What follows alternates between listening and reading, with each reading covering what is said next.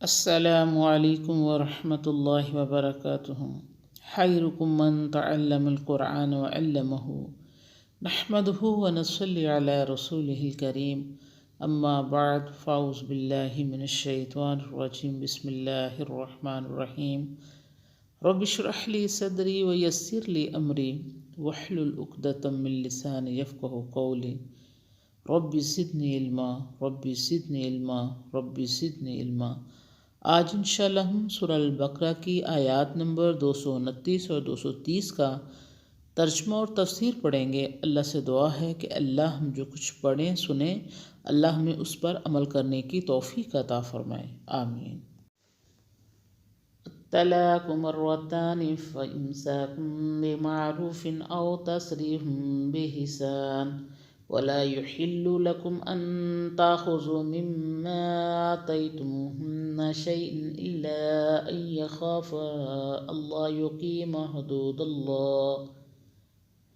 طلاق رجی 2 بار تک ہے، اس کے بعد دستور کے موافق رکھ لینا یا بلی طرح سے چھوڑ دینا، اور تمہیں روا نہیں کہ عورتوں سے اپنا دیا ہوا کچھ لو، سوائے اس کے کہ دونوں اس بات سے ڈریں کہ اللہ کو حکم قائم نہ رکھ سکیں گے۔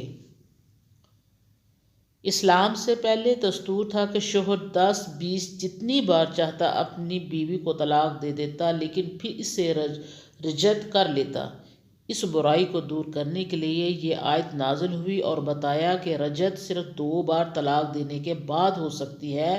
2 طلاق تک تو اختیار دیا گیا کہ عدت کے اندر مرد چاہے تو عورت کو پھر دستور کے موقف رکھ لے یا بھلی طرح سے چھوڑ دے، لیکن پھر عدت کے بعد رجعت باقی نہیں رہتی۔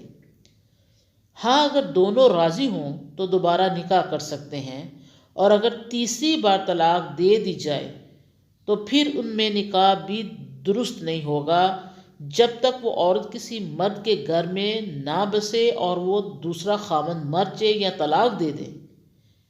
کبھی مرد غصے میں آ کر طلاق دے دیتا ہے تو یہ بھی کر گزرتا ہے کہ اب تک بیوی کو جو کچھ دے دیا ہے وہ سب اس سے چھین لیتا ہے۔ جاہلیت کے زمانے میں عربوں کے ہاں یہ برا دستور اور زیادہ پھیلا ہوا تھا۔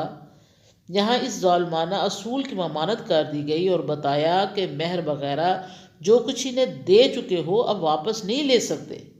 امساکم بمعروف او تسریح بإحسان سے غرض یہ ہے کہ شوہر اگر رجعت کرے تو دستور کے موافق اور حسن معاشرت کے ساتھ رہے، اور اگر رخصت کرنا چاہے تو بھی سہولت اور عمدگی کے ساتھ اسے رخصت کرے۔ غرض حسن معاشرت اور حسن سلوک کی تاکید ہر صورت میں۔ فَإِنْ خِفْتُمْ أَلَّا يُقِيمُوا حُدُودَ اللَّهِ فَلَا جُنَاحَ عَلَيْهِمَا فِيمَا افْتَدَتْ بِهِ تِلْكَ حُدُودُ اللَّهِ فَلَا تَعْتَدُوهَا وَمَنْ يَتَعَدَّ حُدُودَ اللَّهِ فَأُولَئِكَ هُمُ الظَّالِمُونَ۔ پھر اگر تم لوگ اس بات سے ڈرو کہ وہ دونوں اللہ کی حدیں قائم نہ رکھ سکیں گے تو دونوں پر کچھ گناہ نہیں اس میں کہ عورت بدلہ دے کر چھوٹ جائے۔ یہ اللہ کی باندھی ہوئی حدیں ہیں، سو ان سے آگے مت بڑھو، اور جو کوئی اللہ کی باندھی ہوئی حدوں سے بڑھ چلے سو وہی لوگ ظالم ہیں۔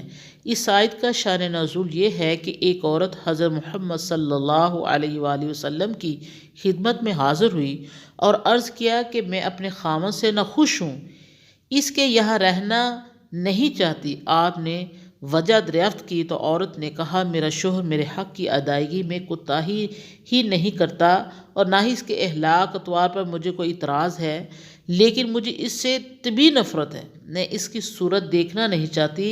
اگر مجھے اسلام کا ڈر نہ ہو تو میرا جی چاہتا ہے کہ میں اس کے منہ پر تھوک دوں۔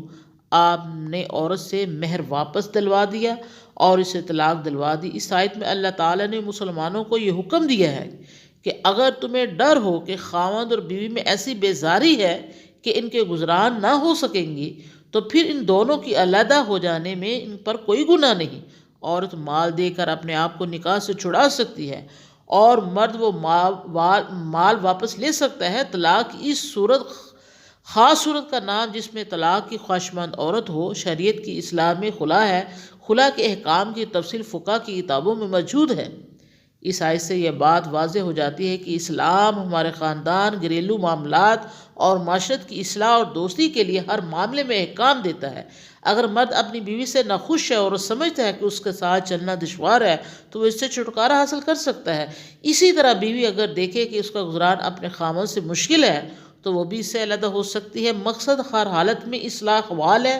ازدواجی تعلقات کو بہتر بنانا جس صورت میں بھی ممکن ہو۔ آخر میں یہ تنبیہ کر دی گئی ہے کہ یہ شرط اور حد اللہ تعالیٰ نے قائم کر دی ہے، لہٰذا ان کو توڑ کر آگے نکل جانا بہت بڑا گناہ ہے۔ اسلام یہ چاہتا ہے کہ دنیا کا معاشرہ نیکی اور تقوی پر قائم ہو، کوئی کسی کے ساتھ ظلم اور زیادتی نہ کرے۔ ان پابندیوں کو حدود اللہ کہا جاتا ہے۔ وَإِن طَلَّقَهَا فَلَا تَحِلُّ لَهُ مِن بَعْدُ حَتَّى تَنكِحَ زَوْجًا غَيْرَهُ وَإِن طَلَّقَهَا فَلَا جُنَاحَ عَلَيْهِمَا أَن يَتَرَاجَعَا إِن ظَنَّا أَن يُقِيمَا حُدُودَ اللَّهِ وَتِلْكَ حُدُودُ اللَّهِ يُبَيِّنُهَا لِقَوْمٍ يَعْلَمُونَ۔ پھر اگر اس عورت کو طلاق دے دی تو اب اس کے بعد اسے وہ عورت حلال نہیں جب تک کہ وہ اس کے سوا کسی خاوند سے نکاح نہ کرے۔ پھر اگر دوسرا خاوند طلاق دے دے تو ان دونوں پر کچھ گناہ نہیں کہ پھر باہم مل جائیں، اگر خیال کریں کہ اللہ کا حکم قائم رکھیں گے، اور یہ حد اللہ کی باندھی ہوئی ہیں، انہیں جاننے والوں کے لیے بیان فرماتا ہے۔ اس آیت میں یہ بیان کیا گیا ہے کہ اگر خاوند پہلی دونوں طلاقوں کے بعد رجعت نہ کرے تو اب تیسری بار یعنی دوسری طلاق کے بعد 3 مہینے غور و فکر اور صلاح و صفائی کرانے کے لیے کافی ہے۔ اس تیسری طلاق کے بعد شوہر عورت سے رجعت نہیں کر سکتا، بلکہ اس کا اب اس سے دوبارہ نکاح بھی کبھی نہیں ہو سکتا سوائے اس صورت کے کہ وہ عورت 3 ماہ بعد یعنی عدت کے دن گزارنے کے بعد کسی دوسرے شخص سے نکاح کرے اور وہ اس سے صحبت کر کے اپنی خوشی سے اسے طلاق دے دے یا فوت ہو جائے اور 3 ماہ کی مدت یعنی زمانہ عدت گزر جائے۔ یہ پہلے بھی بیان کیا جا چکا ہے کہ اسلامی شریعت طلاق کو یقیناً پسند نہیں کرتی، اس لیے اس بارے میں طرح طرح کی قیدیں لگا دی ہیں اور اس چیز کی ہدایت کی ہے کہ طلاق خوب سوچ سمجھ کر دی جائے۔ 2 موقع بھی دیے کہ دوبارہ اتحاد کر لیں، لیکن ان سب مرحلوں سے گزر جانے کے بعد جب طلاق نافذ ہی ہو جائے تو پھر اب رعایت کا کوئی موقع نہیں، شوہر کو اب دوبارہ آسانی سے بیوی واپس نہیں مل سکتی۔ وآخر دعوانا ان الحمد للہ رب العالمین۔ سبحان ربک رب العزۃ عما یصفون والسلام علی المرسلین والحمد للہ رب العالمین۔